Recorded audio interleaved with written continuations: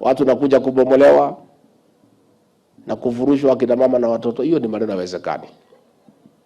Rais William Ruto na mimi tulipeana ahadi ya kwamba serikali yetu ni serikali ya mahasla ya wananchi wa kawaida, na kama watu watatakiwa watolewe pahali, kwanza watengenezewe pahali wataenda. Na kwa hivyo mimi nataka kushukuru viongozi walinipigia simu. Nilikuwa Mombasa, na mimi namba yangu ya simu ni ile ile, na mimi uchukua simu. Wakaniambia watu ya reli wamekuja usiku kubomolea watu. Mimi nikapigia regional commissioner pale Nyeri, anaitwa Frederick Shisia. Nikamuuliza hii ni maneno gani iko hapo katika mkoa wa Kati, na tulisema hiyo maneno hatutaki. Akaniambia ana habari. County commissioner ana habari. Askari ya reli wametoka all the way from Nakuru wamekuja kubomolea watu hapa Nyandarua.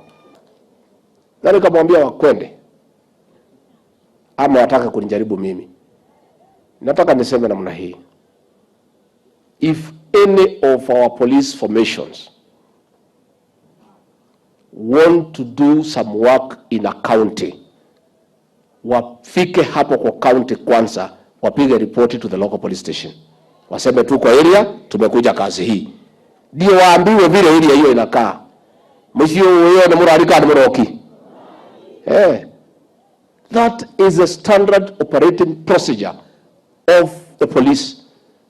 There is no policeman who can come from Nakuru to come and supervise the demolition of structures and kiosks and shops without having a conversation with the local security committee. And I've told the MD of Kenya Railways, we don't want to hear that nonsense again. If for a reason or another, people must give way, there must be a discussion. Now viongozi wamechaguliwa wahusishwe. MP akuwe hapo, MCA akuwe hapo, women rep akuwe hapo, senator akuwe hapo, governor akuwe hapo, wazee wa nyumba 10 akuwe hapo. Hiyo maneno izungumuzwe, tuseme watu watahama wakati hiyo ama ingojwe tupange. Nitwale kaneno. Kwa hivyo mimi nilisema hiyo watu walikuwa wametoka Nakuru, nikawaambia warudi Nakuru. Wasikuje hapa kuleta maneno. Hata wale wako hapa hawezi toka hapa kwenda Nakuru kuleta maneno. We must dignify the Kenyan people, and we must be sensitive to our people.